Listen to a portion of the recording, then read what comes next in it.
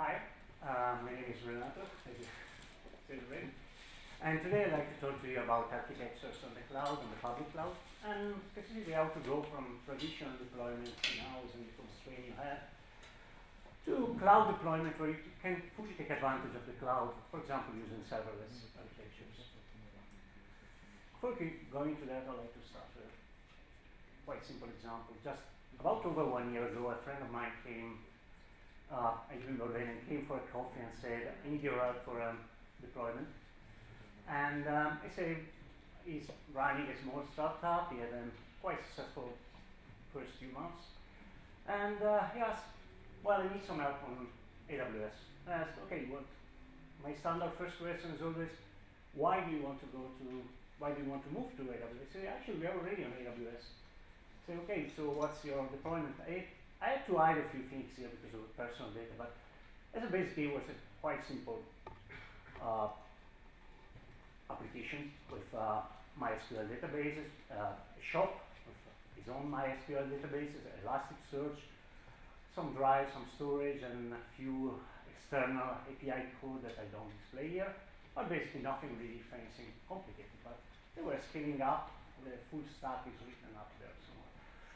And when I asked, okay, so what's your current deployment on AWS? And the answer was, we have one virtual machine, but it's very big. So the point of this lecture is actually want to see how we can go from using a very big machine to take really advantage of services that you can have on the cloud. And if we can do anything better than just use one large machine with the problem you have with it. We start with a simple traditional deployment of a web application. We'll do a quick journey to the cloud, and we'll see how we can then abstract our server and see if we can hide the server in our deployment. First, a couple of words in terminology is what do we mean by hybrid cloud? Public cloud is basically, there's not a unique definition, but you can think about a set of services, a web services you can access from anywhere in the world, that you can provision quite quickly, that you can provision it in a kind of unlimited way if you need, and that usually in terms of, from the cloud provider, they are shared between different customers, and that make sense from an economic point of view in terms of economic scale. So there are different customers, large number of customers sharing resources. Who are the big players in the market? Of course, Amazon, AWS, Google, Microsoft, IBM, Oracle, Alibaba, VMware, and many others. Each one of its own services. For the purpose of this presentation, actually, we're going to use just AWS, but there's nothing that we do in this that is specifically related to AWS. Of course, we're going to use specific service of AWS, but you can basically do the same with Google or with Microsoft, for example. Of course, there are as well, forgot to mention as well, of course, there are as well other cloud providers, for example, many specific to certain regions. Think about, I don't know, in Germany there's the cloud service provided by Deutsche Telekom, and usually they target a different market. Most of those are globals. Other are decide to target specific customers where, let's say, for example, you want to have a deployment in Germany that you can have, for example, Google AWS, but you want as well to have a German provider, and that's none of them address that requirement. So let's start our journey with AWS. We start with AWS because it's the biggest player on the market. It's a mature company. It's been around for over 10 years, 12 years now. During this presentation, I'm going to use the term Amazon and AWS more or less interchangeably. Technically, AWS is part of Amazon. Technically, Amazon as a retailer is all their web services are based on AWS, but when I say Amazon during this presentation, I actually mean AWS. And second reason why we're using AWS as an example is that that's the one I'm familiar with, that's the one I'm working with every day. Let's start with a very simple example. We want to start our new brilliant startup, new idea, and our idea is to upload some pictures, some videos, some nice binaries to a web service, and build a new startup based on it. We can choose a simple stack. I decided to use Tomcat, Java web application. Use a file system, of course, because we need to store those binaries. And we use a relational database. Again, we use MySQL, but none of that is really relevant for the rest of the presentation. You can use the stack you prefer. So I implement my simple web application. I just upload the file. And now I need to deploy it. I want to start to serve that to users.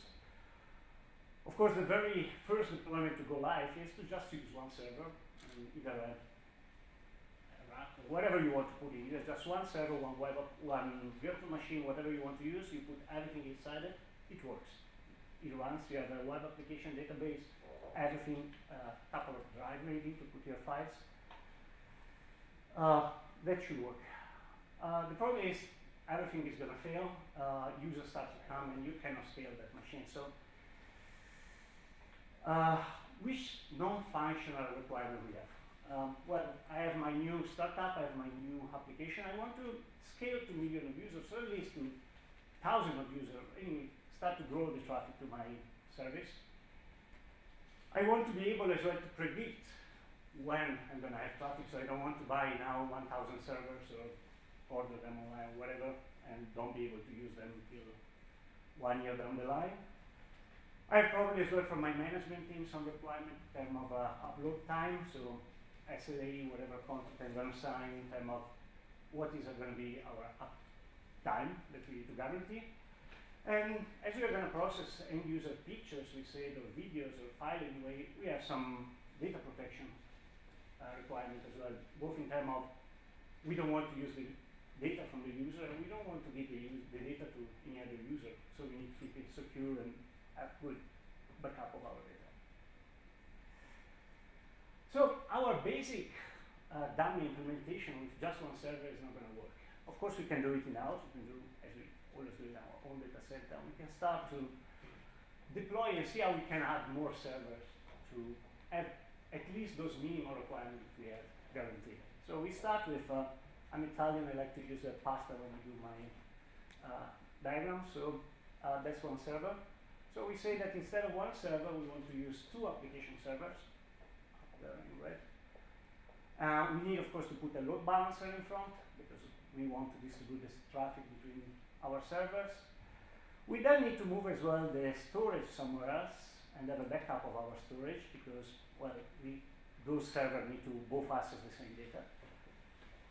And we need to move somewhere else as well our database. So we start to have a few servers, not many, but that's the minimum we need to have.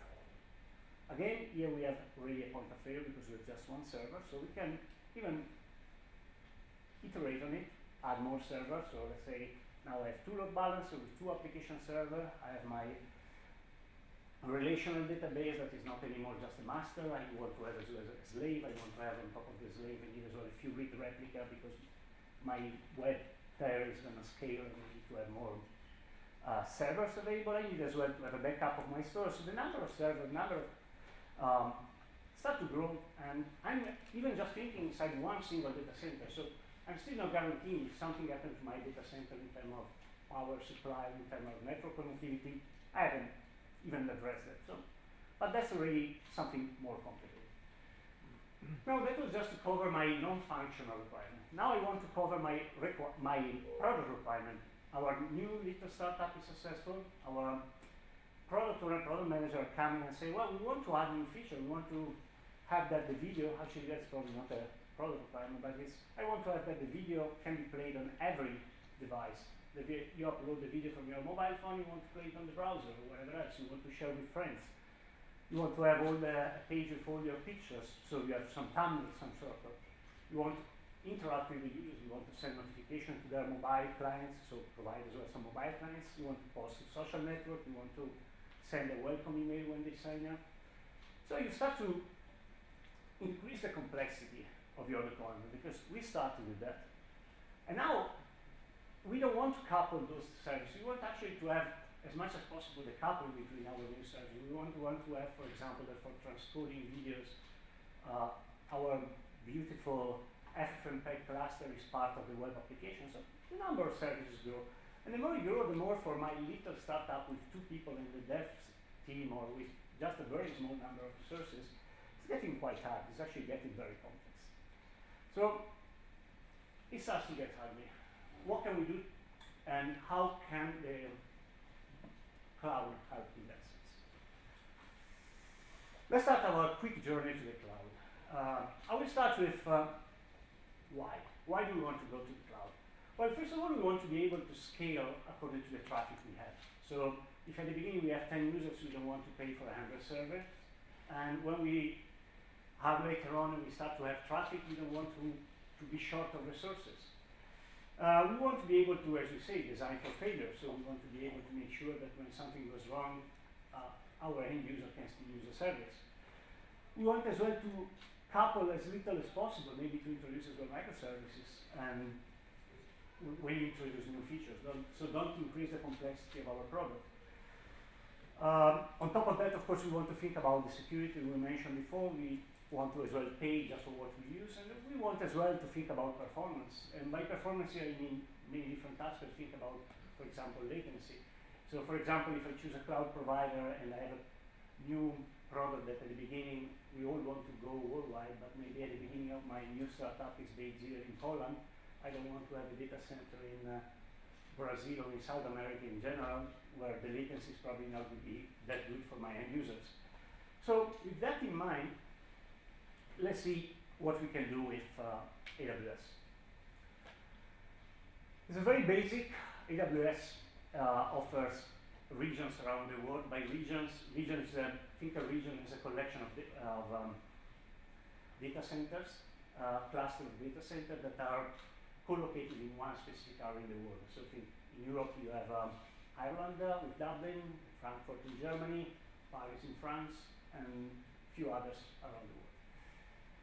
Any region is composed by a cluster, we say, of data centers. So by cluster of data center is data centers that are close enough, and they call them availability zone, and you have at least two for every region, that are close enough to have a low latency between the two data centers, or the multiple data center you're using, the multiple actually AZ, but far enough between them, or logically enough, the couple that any power supplier, any outage in terms of connectivity, electricity, major issue in the city doesn't affect the entire region, but affect just one AZ. So you can build easily on multiple availability zones inside the region. There's currently no region in Poland. The closest one is Frankfurt in Germany.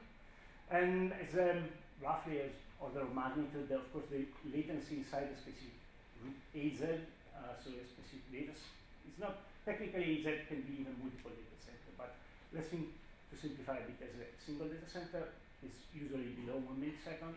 The latency across different AZ inside the same region is still quite slow, quite low.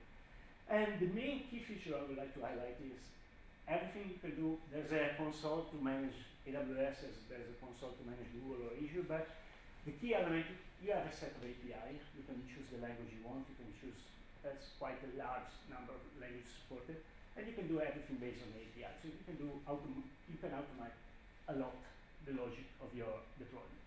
So we say the very first simple deployment that we can have is one server, so one virtual machine basically.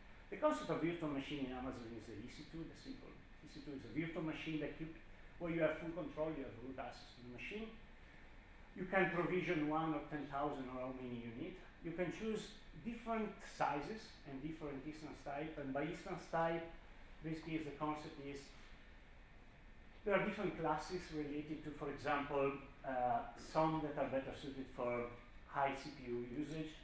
For example, if your application is use more memory than a CPU, you might choose a class that has a better ratio of memory versus CPU and vice versa. And different sizes, that means you can choose a small one, a large one, an extra large one. And you can go up to usually at least 10 levels, and of course you pay more the more you scale up. So you can have an easy vertical scale, you can change this, but you can go up to a point. That's the point where that friend arrived with a large machine and the question, what's next?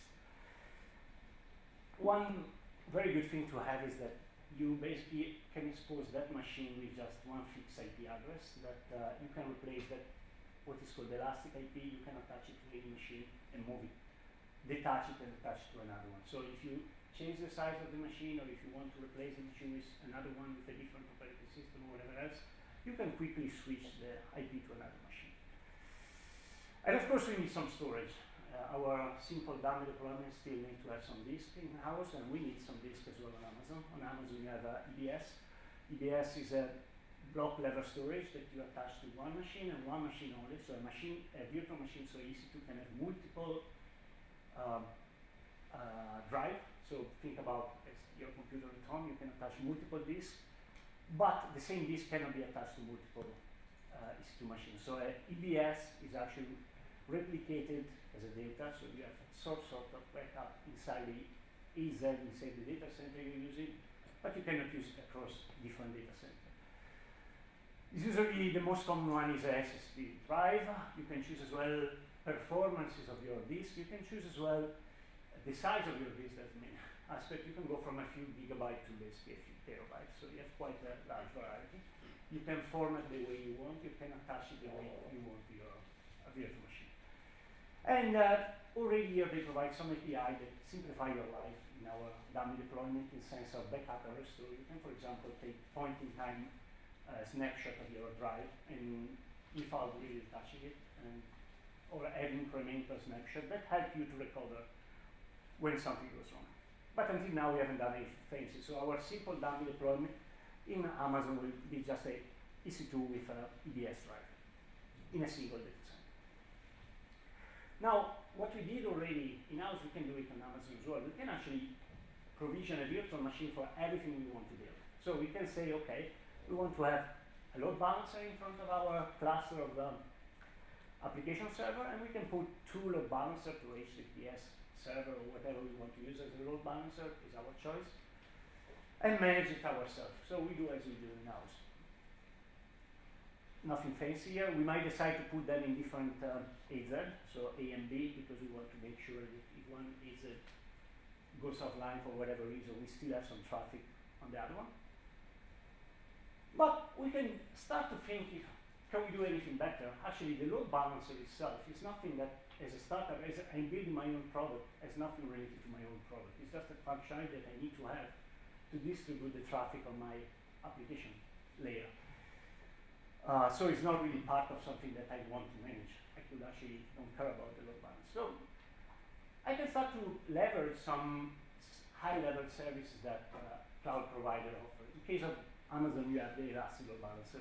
Actually, there are multiple versions of the load balancer. They offer 3 different kinds of Elastic Load Balancer, but that doesn't matter. The concept is a service. I provide you a CNAME, a DNS entry, and he automatically routes the traffic to all your application using basic round robin. And it scales according to the demand of your web application, according to the actual demand of your product. So the key point here is, behind the Elastic Load Balancer, there are some virtual machines that Amazon manages for you, but you don't have to think about it. So if it scales and they have to provide, instead of 2 machines, they have to provide 20 or 100 or bigger or smaller one, is quite relevant to you, and you don't have to think about the fault tolerance and the issues related to the load balancer itself. So you're already replacing our managed load balancer with Elastic Load Balancer is already a step forward we can do. And what we will have is a Elastic Load Balancer defined in front of our EC2, nothing fancy until now.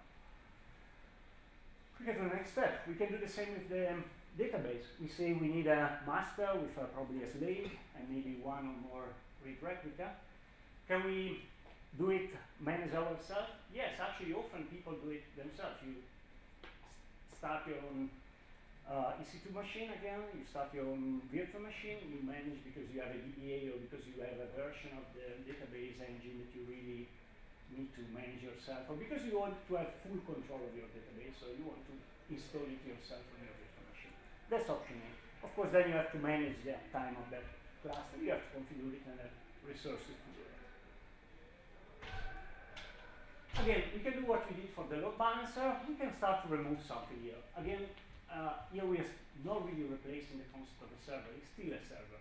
It's actually, you are still defining which resource you want, but we are using something called RDS for MySQL, sorry, that is a managed and scalable MySQL server. But basically, it's a managed service provided by Amazon, and where they provide the software already installed. They manage the replication, that is really the worst part for anyone who wants to manage it. They offer already a set of configured parameters that you can of course change. And also they offer a slightly different version of replication compared to the standard one. It's not an asynchronous standard MySQL replication, but it's a synchronous one. But that's basically, the point is that with an API call or with a click of a button in the console, you can decide that your MySQL database is replicated in a different data center and is synchronous replicated, and as many read replicas as you want to have. So, as a company that doesn't really care about managing a database, and I want to just make my little startup successful and my product quickly increase the load, that helps a lot. I'm using an example of MySQL. You have support, RDS support actually most of the largest relational engines, Oracle, Postgres, whatever.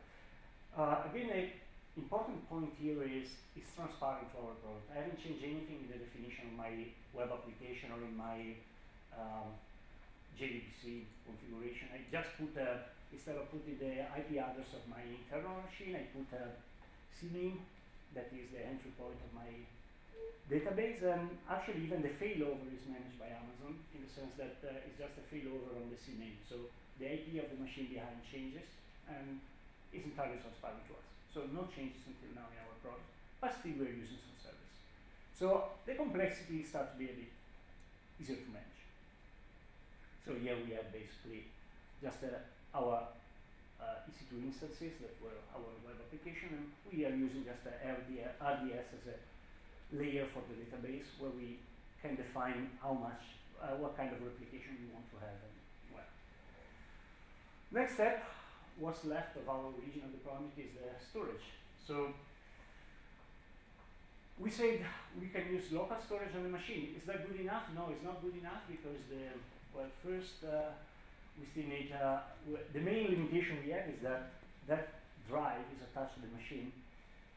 So we store the data on one node of our cluster, but reality is I want to access the data from any node of the cluster. So that doesn't fit the purpose. I could implement my own network file system. I can use as well a network file system for Amazon, but that usually doesn't scale that well, costs quite a lot, and not easy to manage.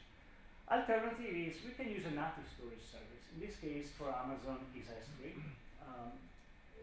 For Microsoft, Google is slightly different, but again, it's the same concept. There's object storage that you reach with HTTP API.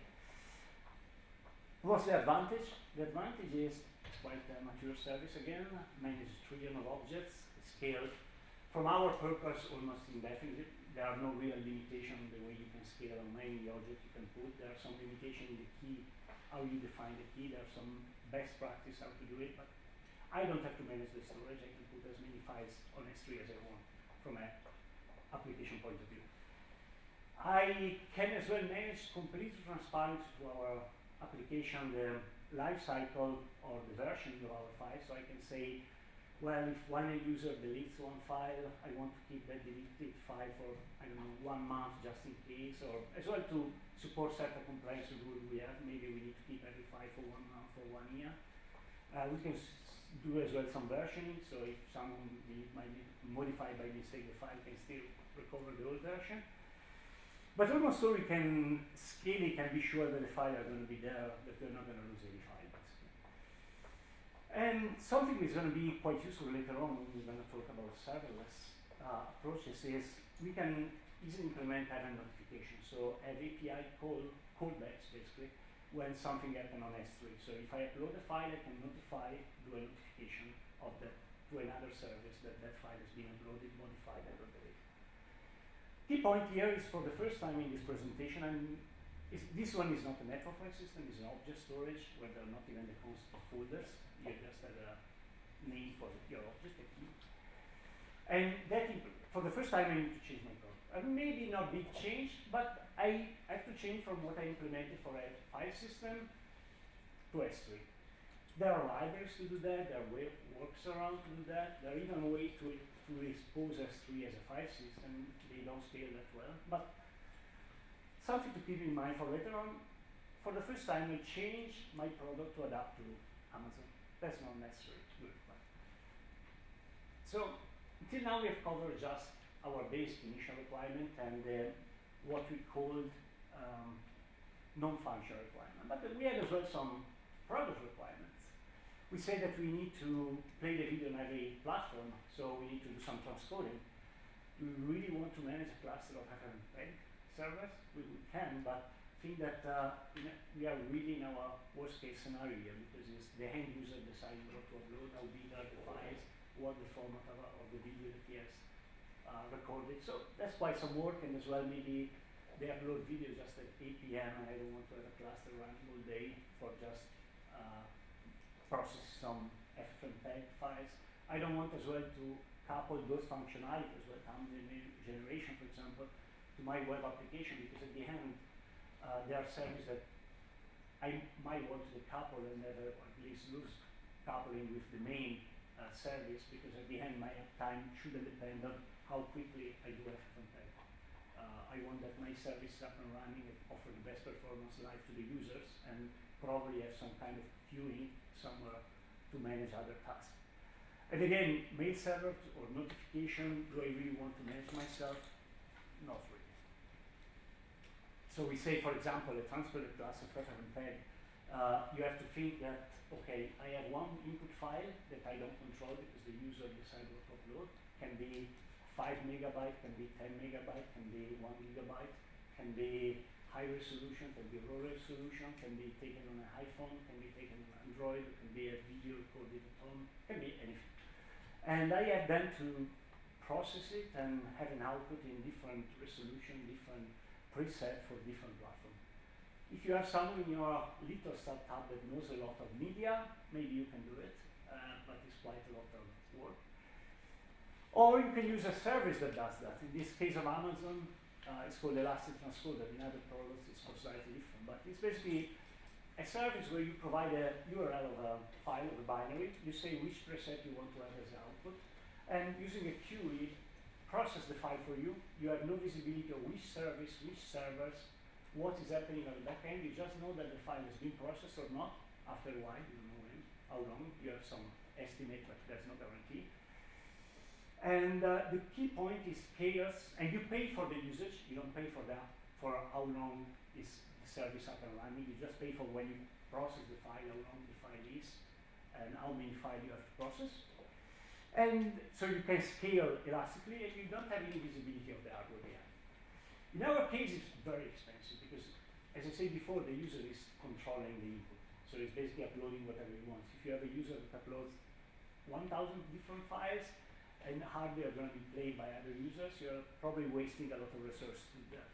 The key element here is you might want to do it. There are companies that use those products, those services as a first step. So I want to introduce a new feature in my product, for example, playing a video on every platform. Maybe it's a stupid feature, but a new feature. And I want to see if users are really going to use it. I have two options. One is to use a managed service that probably costs a lot for a single file, but I have it live in 1 week, and I can check if the user really wants that feature. Or I can have my dev team working for 3, 4, 5 iterations to implement our own solution, and then maybe realize after 2 weeks that it's live that it's not really such a key feature for the product, and no one is actually using it. Same for, well, this one is even simpler. We want to send emails. We can, of course, have our mail server that most likely are not going to deliver. It's going to just deliver spam because it's not recognized by anyone. Or I can use something like Amazon Simple Email Service that is a simple mail server that you can use using API on any programming language, basically.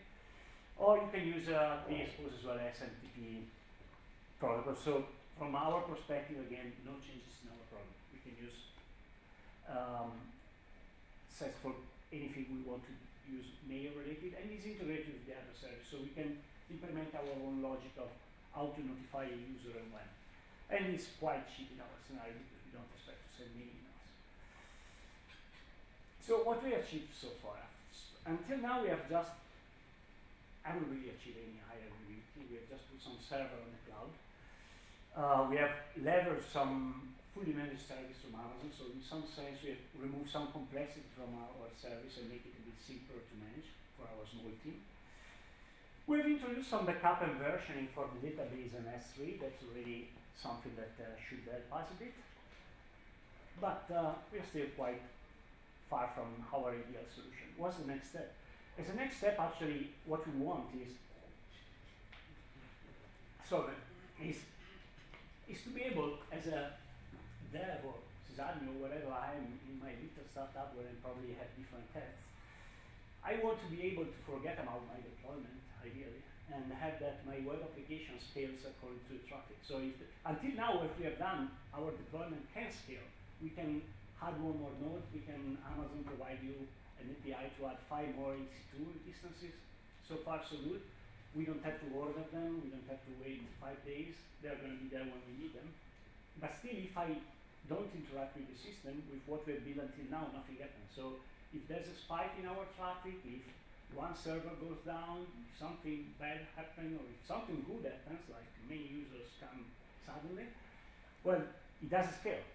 Nothing happens automatically. And, well, that's what I would really love to achieve. I would like to have a system that can scale according to the traffic. And by scaling, I mean usually scaling horizontally, so adding more servers, when I think about servers, at least. And not simply increase the size vertically of the virtual machine. Because increasing the scaling, the size of the virtual machine, hardly, you reach a point, a top level quite soon, and you cannot have too much, and it's going to be quite costly as well. So, first service we can use to improve our elasticity is to use autoscaling. Autoscaling is something you don't pay. It's just a set of rules that you can define that is implementing. You could implement your own logic using some, as you said, there are some API behind. Everything is exposed to API. You can do your own monitoring. You can use your own monitoring tool on the virtual machine. And you can define your own logic and say, oh, well, I write my own bash script or whatever, Python, whatever I want to use, and I can define, oh, when the memory or when the number of users, number of uploads, or some certain logic, certain triggers, I have one node. Or I can use a service like autoscaling that does that for me. And basically, I just set a set of rules that I can do different things. I can automatically increase or decrease the number of the virtual machine of EC2 nodes. So here I'm still not, I start to abstract myself from having one application server, but I'm still actually managing the server itself. I just define how many I want to have. I can define an upper limit, a lower limit, but basically I can say I scale up or I scale down according to the traffic. I can as well define a fixed number of machines, so that's another way to use autoscaling. You can say, well, actually, my application doesn't have to scale. I just want to have one node, for example, for Bastion nodes to connect to a network. I just want to have one, but make sure that if the machine goes down for whatever reason or the network interface doesn't respond anymore, just replace it with another one. It's just a way to keep control of the number of machine running. Or you can have as well some scalable patterns or even driven with autoscaling. So for example, I know that my usage is mainly in the evening, or that users upload usually during the weekend, so I can have that I usually have 2 nodes, but during the weekend I want to have 4. Or I can combine all of them together and say, well, I pre-provision certain load for the weekend, so I always have at least 4 in the weekend and 2 during the week, but when there's load, please increase according to the peaks. That still gives me a lot of flexibility, but I'm still thinking myself of, oh, well, I need to manage. This one is integrated with the load balance, of course, so when an instance is provisioned and added, for example, it goes up from 2 to 4 or 4 to 6 or whatever, it has, of course, the instance is automatically added to the load balancer. Of course, there will be otherwise no interest in having them. But still, I'm thinking about my resources. Now, until now, I've always thought say the benefit of this is just, oh, my startup is going to get better and better and better. I'm going to suddenly have an amazing peak of users, or someone is going to sign up and whatever else. But there are other scenarios when this elasticity is going to happen. One example that we often tend to forget is bugs. So I like to iterate on my new product and introduce new features, and suddenly maybe I introduce a query that is not as performant as the previous one, of course, or high-end or badly and matching Java or whatever else. And suddenly the performance of my application are degrading. I have the option, of course, to go back, but maybe I prefer to address the problem, increasing the elasticity, gives me time to address the bug. So for example, I might decide that, well, I scale up, or I let that auto-scaling scale up according to CPU, because maybe I have a metric on the CPU usage that scales up from 4 to 6 instances. Of course, I pay more, but I have the time to address the problem. And it gives you another big benefit, that is be able to evaluate the cost of the bug in terms really of money. One problem I always said as developers, architect, is often to deal with a product owner that you go and they want to have new features. You have maybe a bug that is not related to the end users, is a functional requirement, or maybe just a performance issue. And it's like, yes, it doesn't work. I want the bug fixed. And it's like, yeah, but what do you mean it doesn't work? It works. Yeah, I say, yeah, the memory is not good. Here you can say something. You can say, well, actually, that version, that minor version of that release that we introduced last Friday increased the cost of $45 a day. Maybe that's acceptable. We want to go one iteration with that one without breaking the iteration, wait 2 weeks or wait 4 weeks to fix the bug, because maybe other things are higher priority, or I might decide that that's something we need to address, but it gives really a high level of visibility. Anyway, until now I'm a developer. I like to work from the developer side. I get my startup, I want my product successful. Yeah, I can manage an AWS something, but I still have to think about a relational database, a load balancer, a cluster of application servers, and auto-scaling, whatever else. What I really would like to have is kind of a black box where I deploy I save originally, in this case I said it was a Tomcat web application. I want just to deploy and have it run. So, can we go one step further? Yes, kind of. Till now we say that auto-scaling provides you a set of script or set of API to manage the elasticity of your web application, or anyway a set of EC2.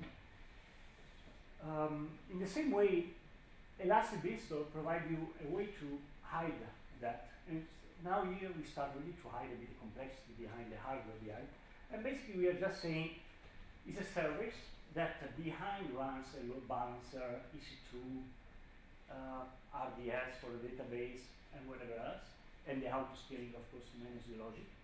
But actually what I do is just, I deploy in the case of Tomcat, a WAR file or whatever you want to do, but it supports different languages, support Java, support Java natively, and as well Tomcat.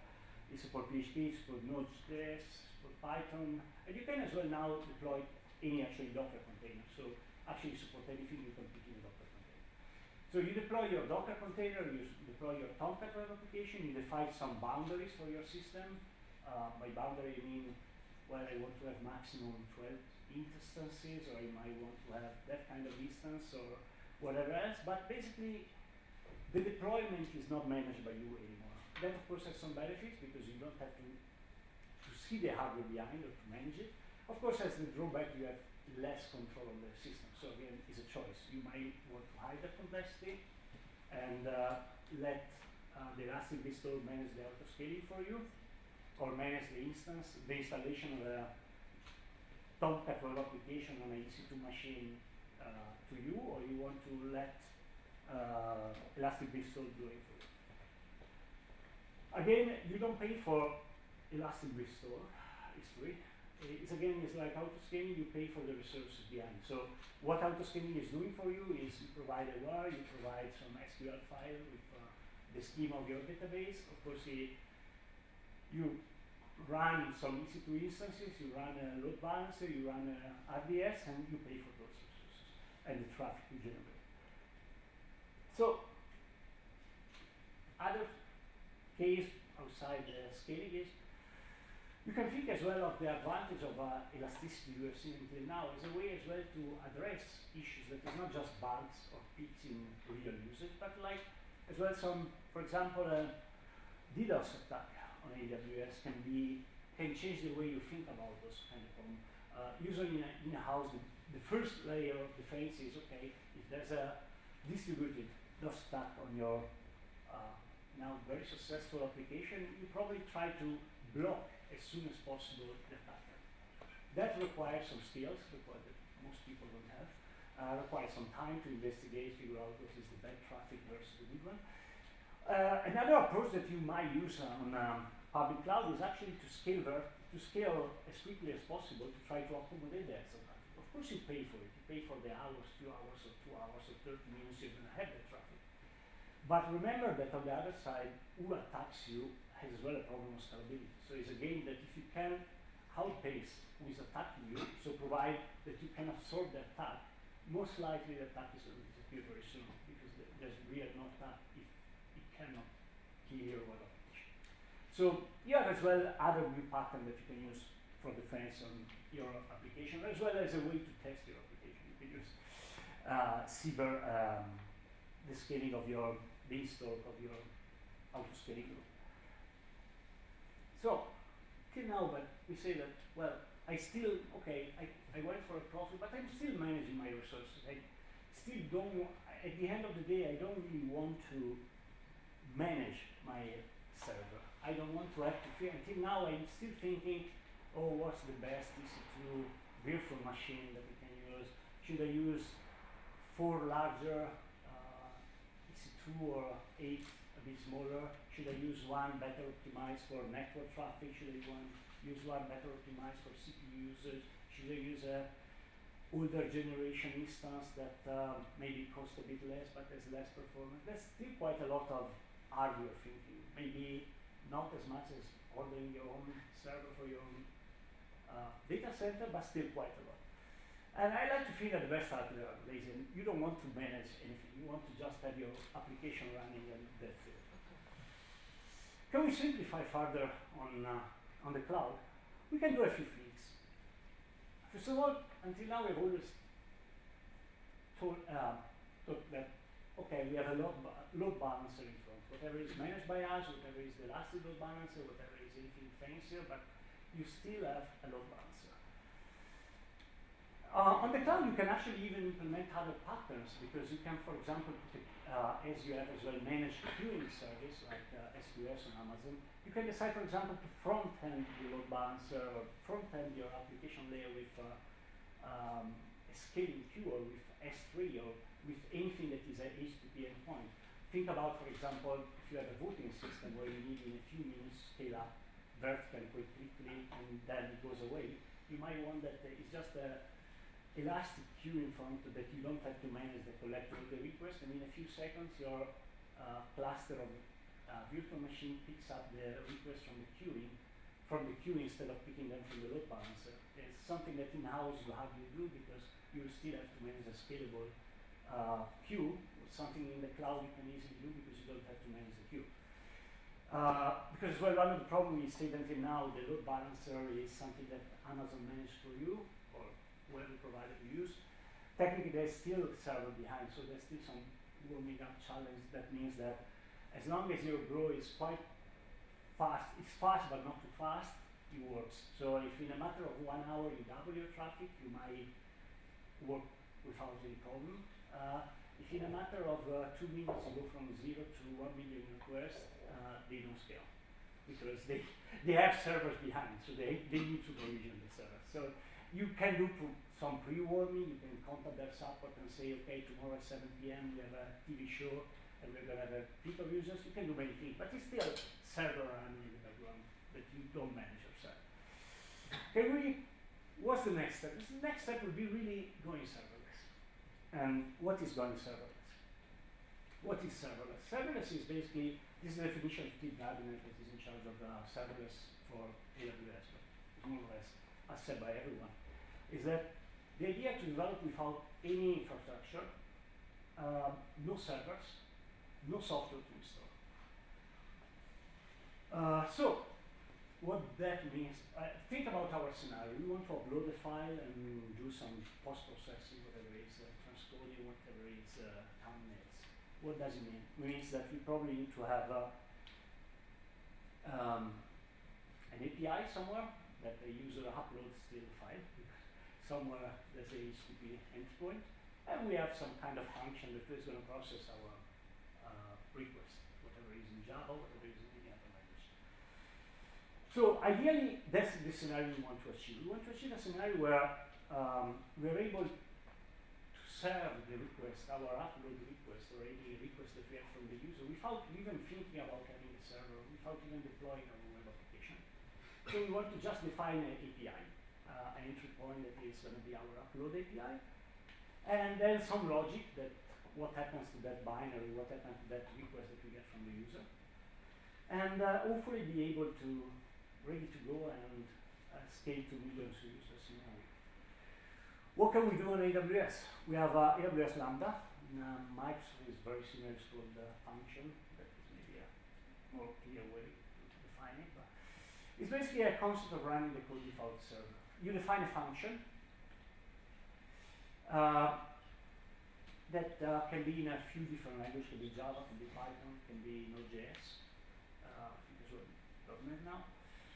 And you have an entry point you have a way to invoke that function, but you have no control of where that function runs. Of course, you have no control as well of the storage of the machine. Of course, that function runs on a virtual machine, but you don't provision that machine. You have no idea how big is that machine. You don't even know if you run twice the function, if it's going to run on the same machine, or if they're going to fire up a second one, or what's happening on the backlog.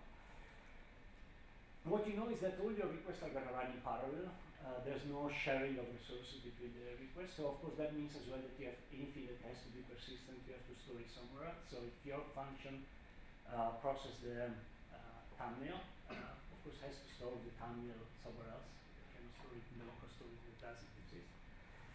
And the only thing you define is actually the quantity of memory you want to have. You can fine tune that later on. But basically you pay for allocated memory, and because of course you pay for how much memory you allocate and how long the function runs. So it's then a balance between a few tests run to figure out what's the best scenario for you, but that's more or less the idea. So, and of course if nothing happens, if your web application is not very successful or very few users use it, or if they use it just over the weekend, you just pay where they use it. You don't pay, nothing happens when the service is not running. So let's see what we can do, but we still have just a function. We want to have an entry point. The entry point in case of Amazon is the API gateway. It's just a web service API. So you have a CNAME, a URL, where you define your, the URL is usually unique per project. You can define it as much as you want. It's defined by as an ID, unique defined ID for a customer, so yourself when you sign up on AWS, and then you define the entire definition of the API you want to have, and of course you can then define a DNS entry to map that to your own domain, or whatever you want to use. It's an entirely managed system, so I don't have to run a server to run my API gateway. Very important, and something we haven't talked about now, is I don't have to think about signing up the users or providing their credential, because I can actually integrate it with Amazon. That means usually route. It means that, for example, I can say user login on user on my application can log in on Facebook or Amazon or Google, and I provide a temporary token that let them upload on the API gateway or on the storage system, and that's transparent to the end user, but as well to the system as well. You're able easily to manage different versions of your API. You're able, in theory, to process even 100,000 requests concurrently. And of course, you have an integration with Lambda. So when you define your API, you define as well what is called by your API. So you can say, I call a Lambda function. You can as well call your server on the back end if you want, but the most common case we are trying to go serverless is not to call a server or a URL, is to call your own Lambda function. So, for example, in our case, we can say we define a version of our API. You can say it's a photo, and we upload the photo. So, till now, we just provided, well, simplified a lot. We have no server. The user log in, upload the picture. Then what? The function upload the storage. What can we do now? For example, you can say that we have a bucket that is our S3 entry point, that is this one, where the user uploads the binaries, in that case the picture. We say that we can have notification as well. So the key point is not just the user has to trigger an event, because what we have in our program, we have two kinds of events. One is the user calls our API to do something, and the second scenario is the user doesn't call anything. We have some background process running, whatever is transcoding, whatever is thumbnail generation. So in this case, let's think about thumbnail generation, for example. You can say that when the object is uploaded, a new object is uploaded on the storage, so on S3, automatically a notification calls directly a Lambda function. So it's the object itself that notifies Lambda to generate, and the Lambda function, I define whatever I want to do. So in that Lambda function, I just define whatever language I want. I will write, well, take the object, the input object, create the thumbnail, and store the thumbnail in the target, and that's it, nothing else. That function is going to probably run for 100 milliseconds, 200 milliseconds, whatever else. The element here is I don't have to think anymore about anything related to the hardware. I don't have to think, oh, what happens if the service is not running, whatever it is. That's the problem of the cloud provider, and hopefully they can do their job. But from my perspective as in charge of the new startup or new project, that's entirely transparent. I don't have to think about anything. It's just a service, and I have no control of the servers on the background. So now I'm lazy and happy. What's wrong with it? There's still some wrong. We said at the beginning, all we've done till now is we've done it on AWS, we could have done it in Google, we could have done it in Microsoft. That's entirely true, but the more we use high-level services, the more the concept is similar. They have the same concept. They might call it Lambda versus function. They might call it S3 versus object storage. They might call it EC2 versus virtual machine or whatever else. The point is, while the virtual machine you have full control, while using block storage level, so the primitive element of the cloud provider, you have full control and you're basically using still open standards. Even with S3, you can claim that there are S3-like on almost every platform, and library for S3-like everywhere. But still, you are blocking yourself. The more in our journey, the more we got closer to the end, the more we locked ourselves to the provider. Because we started with simply saying we are removing the load balancer and using the load balancer because it's not part of our product. We did the same with RDS, and then we ended up with really change, because at the end, what we are doing is we are defining our function in Lambda instead of using any more Tomcat. That's perfectly fine. But at the end, at that point, you are not simply taking your Tomcat web application out of Amazon and moving to Google. You have probably to do some logic to migrate all your stuff. There are some positive. The positive, of course, is that with this approach, you're probably going to be live in 3 days and manage the service with a really small team. There are probably higher costs when the traffic goes really large, but maybe as a startup, you want to think that you can take care of that when you have a bigger team later on. There's not an answer that, of course, fits all. Some customer may benefit from going purely serverless, some other might not. And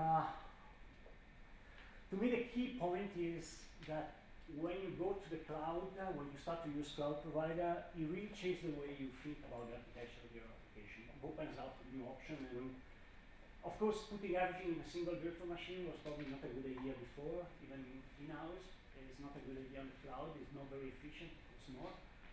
There are other ways to do things. There are even too many ways now to do things. Even think about now containers and Dockers. And there are quite choices, and I think the key element is to think always